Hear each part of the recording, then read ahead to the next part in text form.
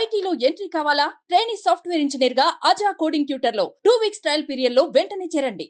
గురువు అంటే దేవుడితో సమానం అంటారు. ఒకప్పుడు గురువుని తల్లిదండ్రులతో సమానంగా విద్యార్థులు గౌరవించేవారు. కానీ ఇప్పుడు అలాంటి గౌరవం కనబడడం లేదు. చదవమని 4 తగిలించే ఉపాధ్యాయులు అంటే అస్సలు నచ్చడం లేదే. వారిని శత్రువుని చూసినట్టు చూస్తున్నారు.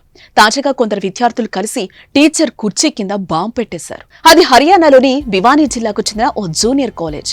అందులో పనిచేసే మహిళ సైన్స్ లెక్చరర్. అంటే సెకండ్ ఇయర్ ఇంటర్ చదువుతున్న విద్యార్థులకు నచ్చదు. కారణం ఆమె మందలిస్తుందని. అందుకే ఆమెపై పగబట్టారు. ఏదైనా చెయ్యాలని అనుకున్నారు. మొన్న దీపావళి జరగడంతో టీచర్ కుర్చీ కింద బాంబు పెట్టాలని ఆలోచన వచ్చింది. దీనికోసం పెద్ద ప్లానే వేశారు. అందుకోసం యూట్యూబ్ చూసి రిమోట్ కంట్రోల్ బాంబును తయారు చేసి కళాశాలకు తీసుకొచ్చారు. ఆ మేడం కుర్చీలో కూర్చోగానే ఓ విద్యార్థి బాంబును కుర్చీ కింద పెట్టాడు.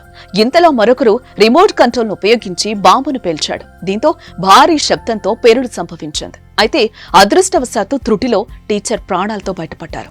విద్యార్థులు చేసిన పనిపై కాలేజ్ యాజమాన్యం హర్యానా విద్యాశాఖ ఆగ్రహం వ్యక్తం చేసింది. బాంబు పేల్చడంలో పాల్పంచుకున్న 13 మంది విద్యార్థులను వారం రోజుల పాటు సస్పెండ్ చేసింది. ఘటనపై గ్రామంలో కూడా పంచాయతీ పెట్టి వారిని మందలించారు.